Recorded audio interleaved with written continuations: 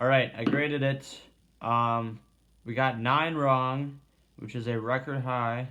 So that corresponds. So our raw score was 51 out of 60, and our scale score was 32, um, which is not ideal for someone who is making videos on this.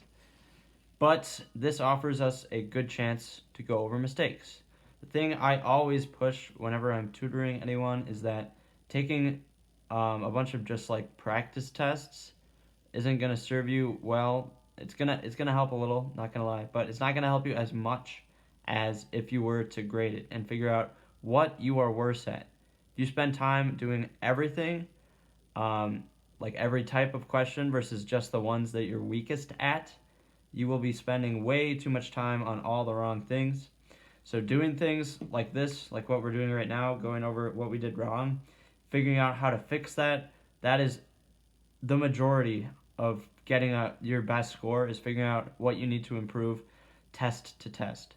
So, if you're 3 months out from a test, maybe take a practice test at least every 3 weeks ish and just do practice along the way. I could talk for a long time about that. But anyway, we need to go over our mistakes, and our mistakes will guide our studying um, for the future tests that we take. All right, 47 we actually got right. This one we left blank, but like our assumption was right. So we simplified it. That kind of shows you how much that works. If you simplify something to a easier case to handle and then write out a general formula like we got here, it's pretty powerful to generalize to an abstract number of faces in this icosahedron or whatever. But this one, 48, we also got wrong. Surprise, surprise. So I said that it was root 3 over 4h. First of all, we didn't even have the height. This is the length of a side. But I was actually almost right about the formula. I didn't quite get it. It's actually root 3 over 4 times a side squared instead of just times one of the sides. Because what I had root 3 over 4, and then I multiplied it by 2 because I, for some reason, thought 2 was the height, even though this isn't even the height, so we can just cross that out. But I plugged in a 2, and I got root 3 over 2, which is f. But f is wrong. The correct answer here is G, because if we plug in a 2 there, the 4's cancel out, and it's just root 3. The next one we got wrong was 53. So this was another one that I tried to simplify from, so I went from 30 members. It's another probability one. Half the time when I get a probability one, I just take the L. But this one I actually had the right idea. So I simplified it from 30 members, because that's what it started with, to 5, because I thought that was a bit more manageable. Instead of writing 1, 2, 3, 4, 5, 6, all the way up to 30, I just wrote up to 5, and then could see if I had a pattern develop, and then go off of that. But anyway, so it said they were filling 3 positions to 3 distinct members.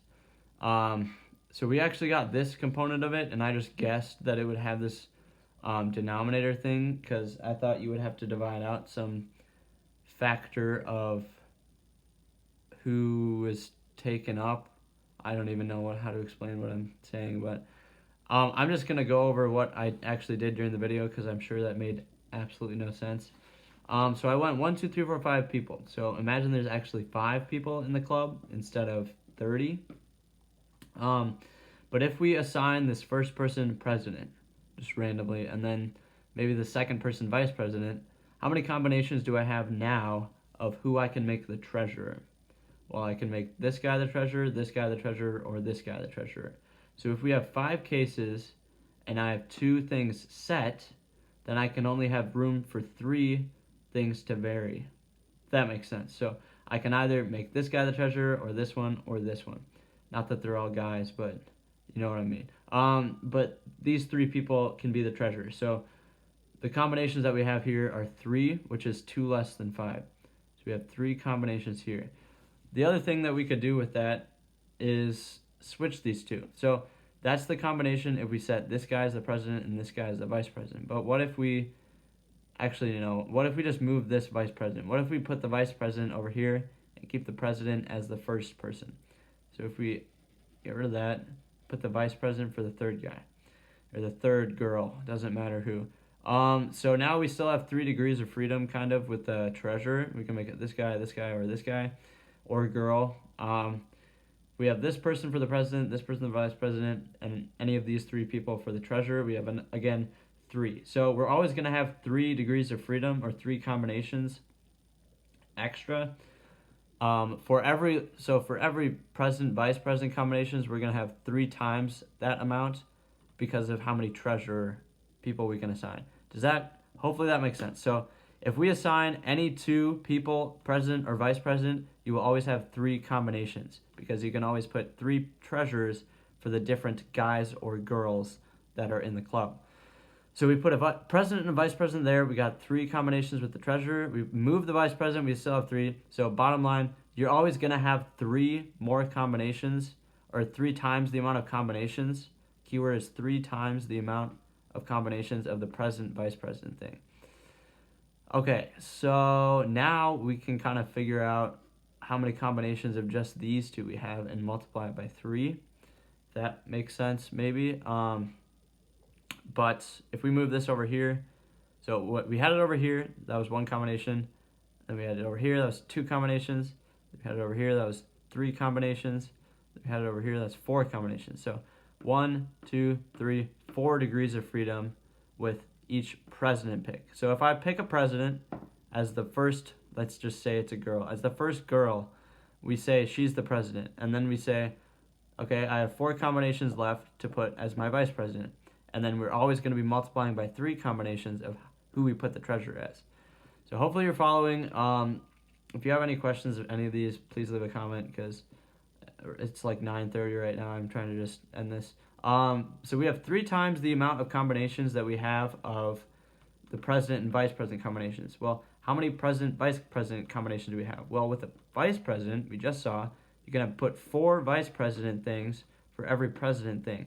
So if I put a president for the first person, I had 4 possible places to put the vice president, and again, multiplying by 3 for each treasurer position. So 4 times, we always have 4 times the amount of positions that we can put the president at.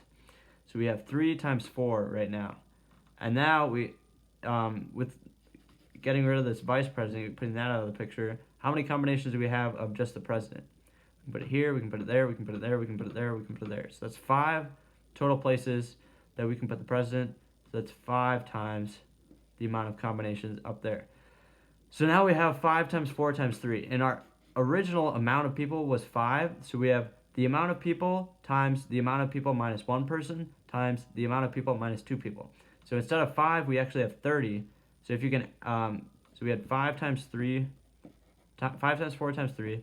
That's with 5 people starting out. So with 30 people starting out, it'd be 30 times 29 times 28, which is answer option C. I just did this for some reason. I'm really sad I did that. It's all in the past now, though, so whatever. But hopefully that makes sense. Again, simplifying it to a smaller, more manageable case makes it a lot easier to solve. Because we just saw the pattern, 5 times 4 times 3, starting with 5 people, if that makes sense. So hopefully that makes sense.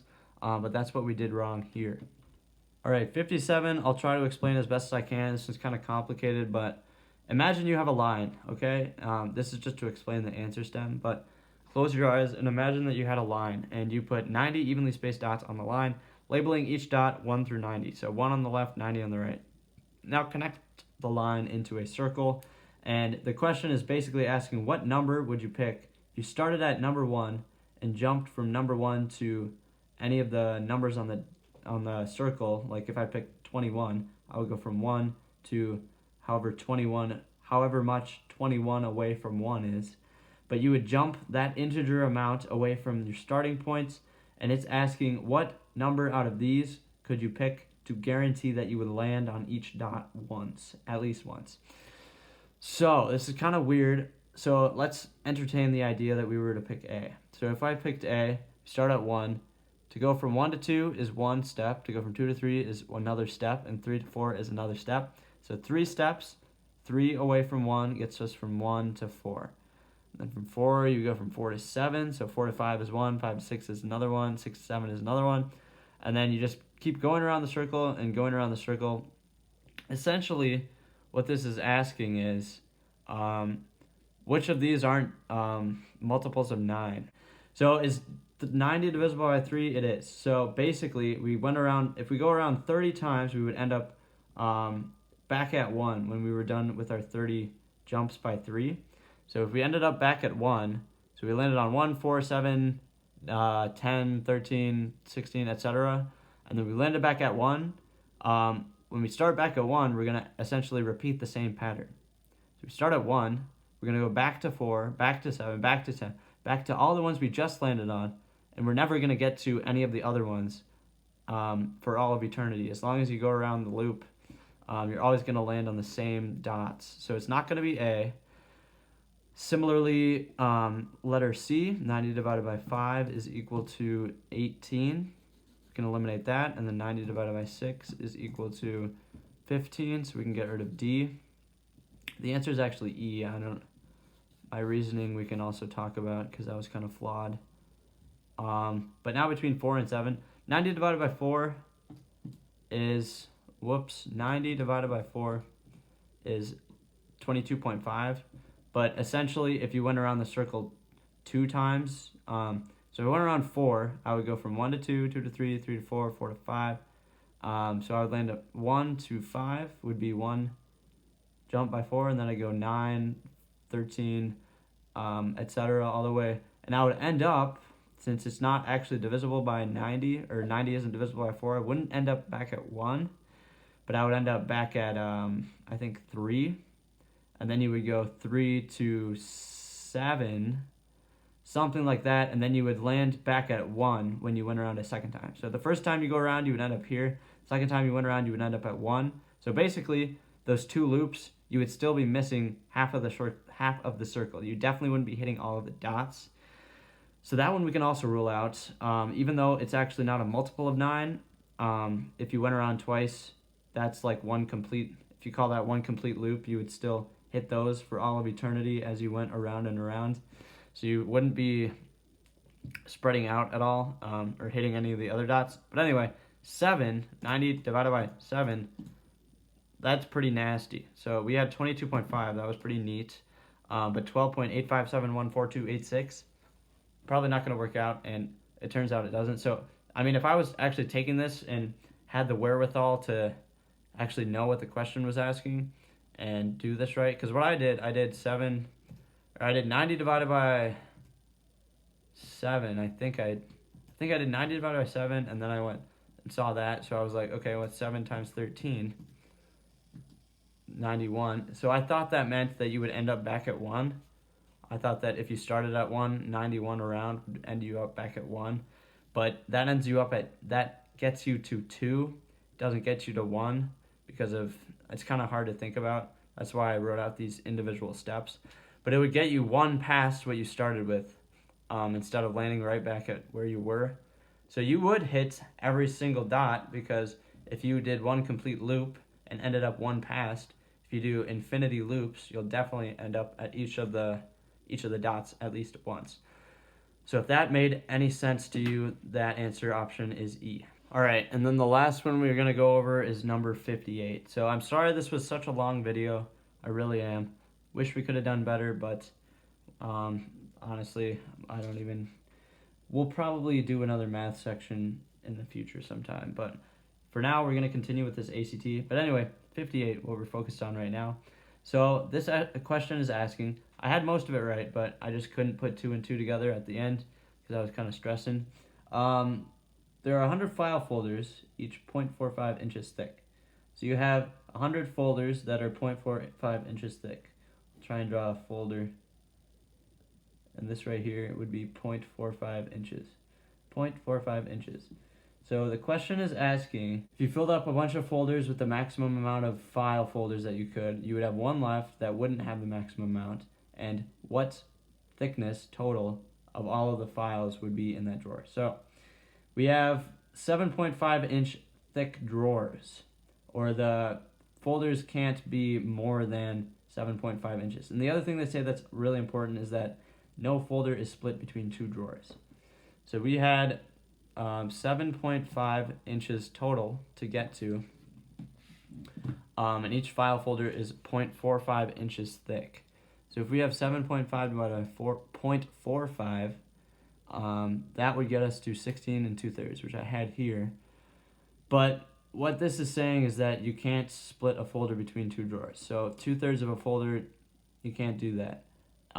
So you can only fit, the bottom line, what we found out by doing this math is saying that you can only fit 16 folders into a drawer at a time. So each drawer can only hold 16 folders. We have 100 file folders. If we did 100 divided by 16, I don't know why I'm bad at punching these in. 100 divided by 16 is 6 1/4. So we have 6 complete drawers full of 16 file folders, but then we have 0.25 left. So if we do 6 times 16, we can use up 96 of the 100 file folders. So we used up 96 file folders, filling up 6 drawers of 16 files. Cool. 96 files are used up. We have 4 left. So we have 4 left to go in a drawer. 4 left to go in a drawer. 4 left to go in a drawer. And we have 4 times the thickness of the file folder. The thickness of the file folder is 0.45 inches. 4 times 0.45, 4 times the thickness of a single file folder. 4 times 0.45 is equal to 1.8, which is F. The other thing that I should have done, which was really dumb that I didn't do, was just dividing each of these answer options by 0.45. Because they said no folder is split between two drawers. Each folder is 0.45 inches thick. That means that each of these answer options should be divisible by 0.45, because there should be multiples of 0.45, because they should be entire complete folders. But if we go 2 divided by 0.45, you can see that's not a whole number.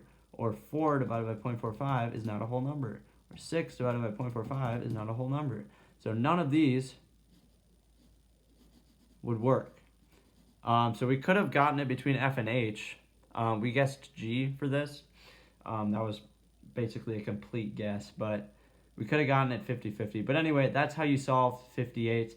And that brings us to the end of this terrible, grueling video. Hopefully you learned something. At the end of the day, getting more wrong maybe taught you more, or maybe not, because I was kind of blundering through most of this. But yeah, I don't know what else to say. Good job, guys.